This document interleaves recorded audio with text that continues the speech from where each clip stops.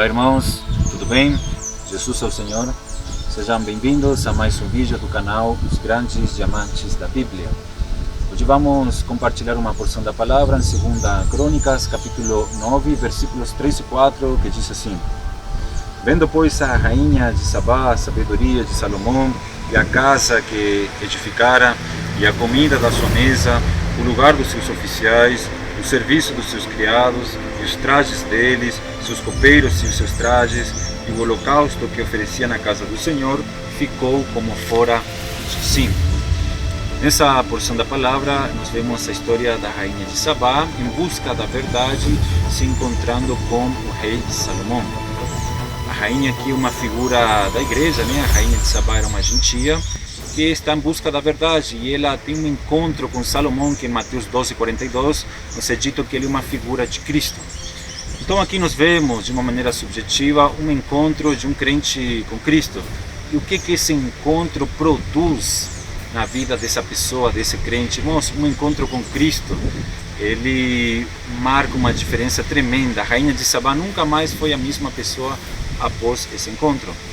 Então o encontro dela com Salomão produz nela uma visão, e hoje o Senhor quer dar a nós a visão, irmãos, de Cristo, da igreja e do viver da igreja. Então aqui nós vemos que no versículo 3 nos é dito: vendo, pois, a rainha de Sabá a sabedoria de Salomão. Esse vendo, pois, está ligado à visão. Quando nós temos um encontro com Cristo, os olhos da nossa fé, eles são abertos, e nós passamos a ter a visão da pessoa maravilhosa de Cristo, da sua sabedoria, que no caso a sabedoria de Salomão provinha das palavras dele. Então a sabedoria de Cristo é o próprio Cristo, e está relacionado às palavras de Cristo, e as palavras de Cristo estão na Bíblia. Então a sabedoria de Cristo, irmãos, nós encontramos ela na Bíblia, na sua palavra. E isso, irmãos, quando nós temos um encontro com Cristo, nós temos essa visão, essa revelação da sabedoria do Senhor, que é a sua pessoa e a sua palavra. Após isso, nós vemos a casa que edificara. Então, logo após nós vermos Cristo, nós vemos o corpo de Cristo, que é a igreja, a casa que o Senhor está edificando. E assim, irmãos, nós vamos avançando na nossa experiência com Deus, e nós vemos aqui a visão da comida da sua mesa. Nós vemos que há uma mesa que Deus coloca na nossa frente, e é uma comida que Ele prepara para nós desfrutarmos dele, que é o próprio Cristo, tomar Cristo como nosso alimento, como nosso desfrute.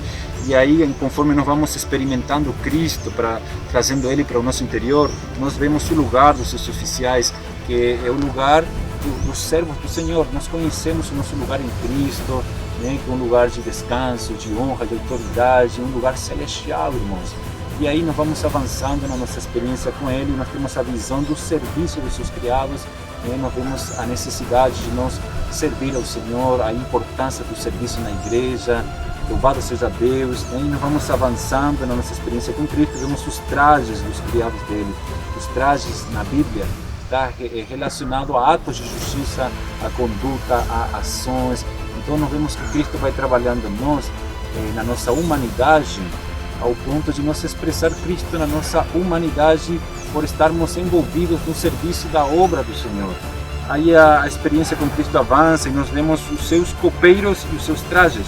Então os copeiros aqui são pessoas de confiança que servem bem ao rei, né? Então nós passamos a ser pessoas que Deus confia, né? Que Deus confia os seus encargos, confia o seu sentimento, e nós servimos vinho, alegria, né?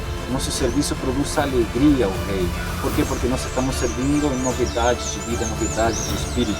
E a nossa experiência avança, e nós vemos o holocausto que oferecia na casa do Senhor. O holocausto na Bíblia representa a consagração.